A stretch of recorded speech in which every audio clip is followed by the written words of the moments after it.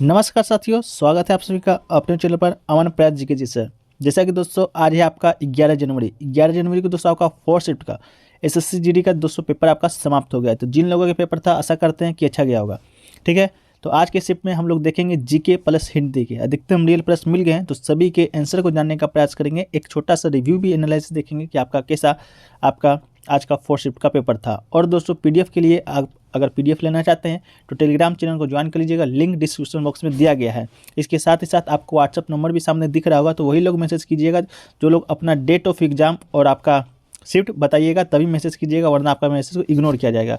और आपको क्यूज देना है, रात्रि 9 बजे से एक क्यूज चलता है जो कि दोस्तों आज के शिफ्ट में पूछे गए प्रश्नों पर आधारित आपको क्यूज है। तो क्यूज के लिए भी आप संपर्क कर सकते हैं और टेलीग्राम चैनल को भी ज्वाइन कर सकते हैं, लिंक डिस्क्रिप्शन में दिया गया है, तो जाकर ज्वाइन कर लीजिए।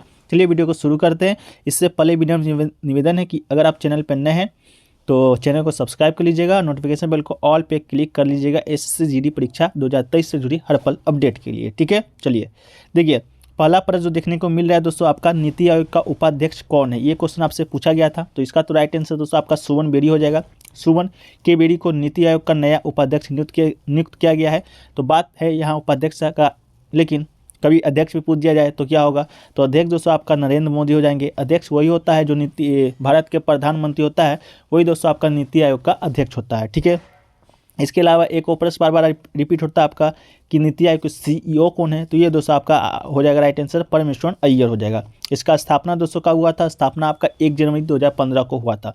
किसके जगह पर हुआ था, योजना आयोग के जगह पर हुआ था। योजना आयोग को 2014 में खत्म कर दिया गया था, उसी के स्थान पर नीति आयोग का आपका स्थापना हुआ था। तो नीति आयोग से इतना ही प्रश्न आपके बनेंगे, इससे ज़्यादा प्रश्न आपको नहीं बनेंगे। ठीक है, चलिए एक क्वेश्चन देखिए पूछा गया था, हरित क्रांति कौन से दशक में हुआ था। ठीक है, आपसे दशक पूछा गया था, तो हरित क्रांति 1960 के दशक में नॉर्मन ब्लॉक के द्वारा शुरू किया गया था। इन्हें विश्व में हरित क्रांति का जनक के रूप में जाना जाता है। तो हरित क्रांति दोस्तों आपका 1960 से आपका ऑप्शन दिया गया होगा 1950 से 60, 1960 से 70, तो अपना देख के मान लीजिएगा।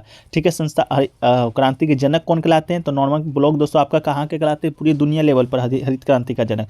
लेकिन भारत के लेवल पर भी दोस्तों आपका हरित क्रांति के जनक है, जो कि आपका किसे, तो स्वामीनाथन को जाता है। ठीक है, तो भारत में हरित क्रांति का जनक इस स्वामीनाथन और विश्व में आपका नॉर्मन ब्लॉक। ठीक है, तो हरित क्रांति से इतना प्रश्न आपको बनेंगे। ठीक है, एक क्वेश्चन देखिए पूछा गया था, लक्ष्मी गणेश की पूजा कब की जाती है। तो दोस्तों लक्ष्मी गणेश का पूजा कब किया जाता है, ये क्वेश्चन बहुत ईजी था। ये दोस्तों आपका दिवाली के दिन भगवान श्री गणेश लक्ष्मी पूजन किया जाता है। ठीक है, तो आपका राइट आंसर हो जाएगा दोस्तों आपका दिवाली। ठीक है, तो ये बहुत ईजी प्रश्न था। इसके अलावा दिवाली से संबंधित दिवाली किस तरह का पर्व है, तो आपका ये प्रकाशों का पर्व है। ठीक है, एक क्वेश्चन देखिए पूछा गया था, डीआरडीओ के वर्तमान में अध्यक्ष कौन है। ठीक है, एक क्वेश्चन आपको ये पूछा गया था, तो डीआरडीओ का वर्तमान में अध्यक्ष दोस्तों आपका समीर वी कामत आपका राइट आंसर हो जाएगा। इसके अलावा इसका जो फुल फॉर्म होता है रक्षा अनुसंधान और विकास संगठन, इसका फुल फॉर्म हो जाता है। इसके अलावा डीआरडीओ का गठन है दोस्तों आपका 1958 ईस्वी में किया गया था। ठीक है, तो आपका डीआरडीओ से इतना ही प्रश्न बनेंगे। डीआरडीओ का फुल फॉर्म आपको बता दिए, रक्षा अनुसंधान और विकास संगठन, इंग्लिश में कहें तो defence research and development organisation. ठीक है, चलिए एक क्वेश्चन देखिए पूछा गया था, कौन सा मंत्रालय जनगणना कौन सा मंत्रालय करवाता है। तो जनगणना दोस्तों आपका मालूम है कि एक दशक में एक बार होता है। 10 की जनगणना के संचालन जिम्मेदारी भारत के महारजिस्ट्रार एवं जनगणना आयुक्त का कार्यालय गृह मंत्रालय भारत सरकार के पास है। तो इसका राइट आंसर दोस्तों आपका गृह मंत्रालय हो जाएगा। ठीक है, आपको बता दें जनगणना है जो कि 10 साल में एक बार होता है, आपको मालूम होगा, इसलिए 10 की जनगणना ये कहलाता है। इसके अलावा कहें तो प्रारंभ में जो भारत में जनगणना का शुरुआत 1872 में लॉर्ड मेयो के शासनकाल में हुआ था। लॉर्ड मेयो के शासनकाल कहें तो आपका गवर्नर के शासनकाल में हुआ था, लेकिन ये गैर वैज्ञानिक तरीके से किया गया था। तो पहली बार वैज्ञानिक तरीके से या पहली बार संपूर्ण जनगणना आपका 1881 ईस्वी में किया गया था, जो कि आपके कल पूछा भी गया था। ये किसके काल में किया गया था, तो लॉर्ड रिपन के शासनकाल के दौरान शुरू किया गया था। ठीक है, तो इसका राइट आंसर लॉर्ड रिपन हो जाएगा। इसके अलावा आज़ादी के बाद भारत पहली बार जनगणना कब किया गया, तो 1951 ईस्वी में किया गया। उसके बाद से हर 10 साल के बाद आपका जनगणना जो किया जाता है 1951, 1961, 1971, 1981, 1991। इसके अलावा 2001, 2011 एंड अभी आपका 2021 में होना था, अभी नहीं हुआ है। ठीक है, एक क्वेश्चन देखिए पूछा गया था, मौर्य साम्राज्य से संबंधित कौन सा क्षेत्र है। सॉरी, मौर्य साम्राज्य से संबंधित कौन सा क्षेत्र आपको दिया गया था, 4 क्षेत्र, जिसमें दोस्तों आपका पाटलिपुत्र बिल्कुल राइट आंसर हो जाएगा। मौर्य साम्राज्य आपको मालूम होगा, स्थापना किया था कौन, बिंबिसार। बिंबिसार क्या था, हर्यक वंश का संस्थापक भी आपका बिंबिसार था। वही आपका मौर्य समाज का पहला राजवंश था हर्यक वंश। इसके अलावा 7 राजवंशों ने मौर्य समाज पर शासन किया था। पहला हर्यक हो जाएगा, फिर आपका नागवंश, मौर्य वंश। इसके अलावा शुंग, कण्व, ये दोस्तों आपका मौर्य वंश में शासन किए हैं। ठीक है, इसके अलावा दोस्तों आपका मौर्य साम्राज्य का मगध पे शासन किए हैं। ये आपका मौर्य साम्राज्य भी एक साम्राज्य था जो कि मगध पे शासन किया था। ठीक है, तो बोला गया है। तो मौर्य समाज का संस्थापक कौन था, चंद्रगुप्त मौर्य था। वहाँ के शक्तिशाली प्रतापी राजा कौन थे, तो आपके सम्राट अशोक थे। सम्राट अशोक से भी संबंधित पर पूछा गया था। कलिंग विजय के बारे में, कलिंग विजय से कौन से शासक संबंधित है। तो मौर्य साम्राज्य के ऊपर दोस्तों आज हम कोशिश करेंगे कि एक वीडियो आपको लाया जाए कि आपसे मौर्य साम्राज्य से संबंधित सारी जानकारी आपको मिल जाए। एक क्वेश्चन देखिए पूछा गया था खिलाफत आंदोलन से कि कब हुआ था। तो दोस्तों खिलाफत आंदोलन मार्च 1919 से आपका जनवरी 1921 में हुआ था। ठीक है, मार्च 1919 में बम्बई में एक खिलाफत समिति का गठन किया गया था और मोहम्मद अली और शौकत अली बंधुओं के साथ साथ अनेक मुस्लिम नेताओं इस मुद्दे पर संयुक्त जन कार्रवाई की संभावना तलाशने के लिए महात्मा गांधी के साथ चर्चा शुरू किया था। और सितंबर 1920 में कोलकाता के कांग्रेस अधिवेशन में महात्मा गांधी ने भाग लिया था। यह आंदोलन सन 1919 में लखनऊ में शुरू हुआ था। तो 1920 इसका राइट आंसर दोस्तों आपका हो जाएगा। ठीक है, चलिए एक क्वेश्चन देखिए, ये दोस्तों आपसे पूछा गया था आपका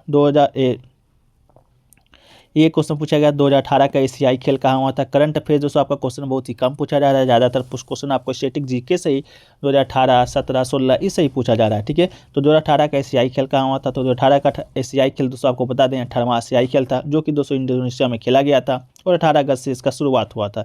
एशियाई देशों के लिए खेल में सबसे अधिक महत्व वाले होते हैं। इसके अलावा दोस्तों 2018 का फीफा वर्ल्ड कप कहाँ हुआ था। तो ये दोस्तों आपका फ्रांस में हुआ था। इसके अलावा 2022 का फीफा वर्ल्ड कप कहाँ हुआ है, ये दोस्तों आपका कतर में हुआ है। एक क्वेश्चन देखिए पूछा गया दोस्तों संविधान संशोधन से संबंधित कोई प्रश्न आपसे पूछा गया था कि इनमें से कौन नहीं है।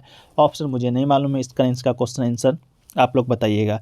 एक क्वेश्चन देखिए पूछा गया था आवर्त सारणी में 33 एटॉमिक नंबर किस तत्व का है। तो इसका राइट आंसर दोस्तों आपका आर्सेनिक हो जाएगा। ठीक है, आवर्त सारणी में 33 जो एटॉमिक नंबर है आपका आर्सेनिक का है। इसके अलावा दोस्तों पूछा गया था नोट है जो कि कौन जारी करता है। नोट आप लोग जानते होंगे नोट कौन है। तो अधिनियम की धारा 22 के अनुसार भारत में नोट निर्गमित करने का एकमात्र अधिकार किसके पास है, तो रिजर्व बैंक के पास है। इसके अलावा 1 रुपये नोट निर्गमित करने का अधिकार किसके पास है, 1 रुपये का नोट वो आपका भारत सरकार के पास है। इसके अलावा रिजर्व बैंक के पास 4 ऐसे जगह हैं जहाँ पर नोट छाप सकता है। आपका देवास, नासिक, ये इस तरह करके 4 आपका है।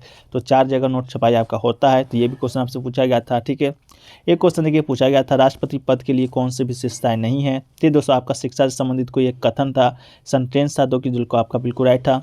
राष्ट्रपति बनने के लिए कोई भी शिक्षा आपका अगर नहीं है फिर भी आप राष्ट्रपति बन सकते हैं, ये बिल्कुल आपका सही है। लेकिन ये क्या क्या योग्यता हैं, तो भारत राष्ट्रपति बनने के लिए पहली बात तो आपको भारत का नागरिक होना चाहिए। इसके बाद दोस्तों आपको बता दें उम्र आपका 35 साल से अधिक होना चाहिए। ठीक है, इसके अलावा दोस्तों आपका राष्ट्रपति का पद अधिकार वास्तव में प्रधानमंत्री के शिक्षा वाले मंत्रिपद के रूप में किए जाते हैं।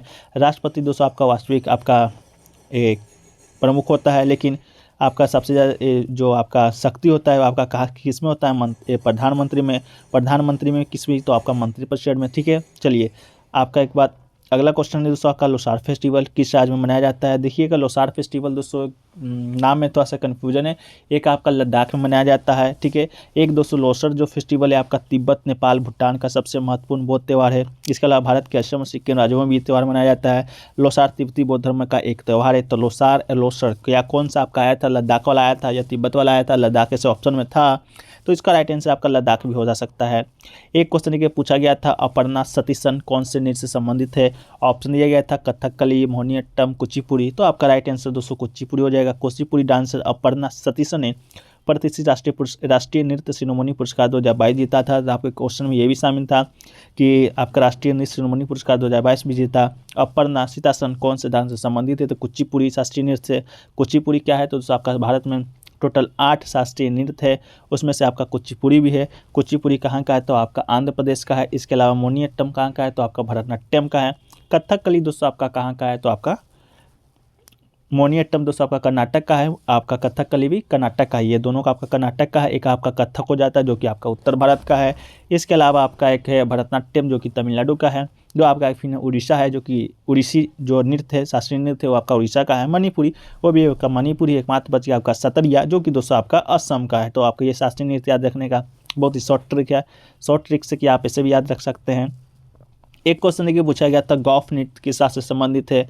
तो गौफ नृत्य गोवा का लोक नृत्य है। फाल्गुन माह में सिग्मोत्सव के दौरान गोवा का गोल्फ नृत्य किया जाता है। गोवा के किसान मुख्य रूप से फसल के बाद अपने आनंद की अभिव्यक्ति के रूप में इस नृत्य का अभ्यास करते हैं। तो आपका गौफ नृत्य कहाँ का हो जाएगा, तो गोवा का हो जाएगा। तो बिल्कुल गोवा आपका राइट आंसर हो जाएगा। ठीक है।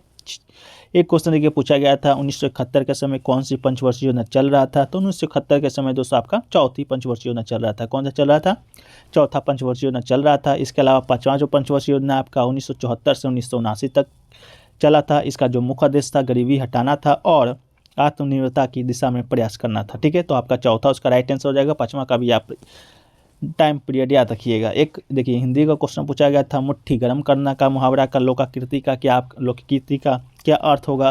तो मुट्ठी गर्म करना अर्थात रिश्वत देना या घूस देना इसका अर्थ होता है। तो आपका रिश्वत देना या घूस देना आपके ऑप्शन में होगा। एक क्वेश्चन देखिए पूछा गया था विलोम शब्द पूछा गया था विपक्ष का। तो विपक्ष का विलोम शब्द आपका बी काट दीजिए तो पक्ष हो जाएगा। तो आपका पक्ष बिल्कुल राइट आंसर था। एक क्वेश्चन देखिए पूछा गया था राक्षस का परिभाषी शब्द क्या होगा। ये क्वेश्चन दोस्तों आपका एक वर्ड दिया गया था, सेंटेंस दिया गया था, उसमें से अंडरलाइन करके पूछा हुआ था राक्षस का परिभाषी शब्द क्या है। तो उतना सेंटेंस से हम लोग को क्या लेने देना है, हम लोग को तो उत्तर से मतलब है। तो राक्षस का जो परिभाषी शब्द होगा आपका असुर हो जाएगा, दैत्य हो जाएगा, दानव हो जाएगा, निशाचर हो जाएगा, दनुज यातुधान, निशिचर और रजनीचर। ये सब दोस्तों आपके जो परिभाषी शब्द हैं आपके राक्षस के हैं। तो आपका इसमें से कोई एक ऑप्शन आपका बिल्कुल राइट आंसर हो जाएगा। ठीक है। तो ओवरऑल बात करें दोस्तों आपका जो पेपर का लेवल है आपका मॉडरेट है एकदम। जीके का आउट ऑफ जो जीके भी आपका इस शिफ्ट में आपका इजी टू मॉडरेट देखा गया। ज़्यादा प्रश्न आपका नहीं है। इसके अलावा टोटल अटेम्प्ट की बात करें तो एक आपका स्टूडेंट 72 अटेम्प्ट किया था, एक आपका अटेम्प्ट आप बताया नहीं है। इसके अलावा जीके आपका मॉडरेट बताया गया था जो कि स्टूडेंट के द्वारा भेजा गया है। इसके अलावा दोस्तों हिंदी का भी 1-2 हार्ड था, बाकी सब आपका इजी टू मॉडरेट ही क्वेश्चन देखने को मिला है। ठीक है। तो ये दोस्तों आपका क्वेश्चन आपको पूछा गया था जो कि दोस्तों हमने आपको बताया है, जो कि लगभग सभी प्रश्न आपके 100% रियल हैं। ठीक है। इसके अलावा भी कोई क्वेश्चन अगर छूट गए हैं, अगर आपको याद होगा तो आप कमेंट सेक्शन में ज़रूर बता दीजिएगा। और चैनल पे नए होंगे चैनल को सब्सक्राइब कर लीजिएगा। रात्रि के 9 बजे क्यू जरूर ज्वाइन कीजिए। आज तक के लिए आपका फ्री है, कल से हो सके तो आपको एक न्यूनतम शुल्क देना होगा। ठीक है। तो आप जाके ज्वाइन हो जाएगा, लिंक डिस्क्रिप्शन में दिया गया है। उसके अलावा PDF भी आपको 7 तक सभी शिफ्टों का मिल जाएगा। अगर व्हाट्सएप पर लेना चाहते हैं तो अपना डेट अपना शिफ्ट जरूर बताइएगा, इसके बाद ही आपको मैसेज को सीन किया जाएगा। तो चलिए मिलते हैं कल के फर्स्ट शिफ्ट में। जब तक के लिए जय हिंद, जय भारत।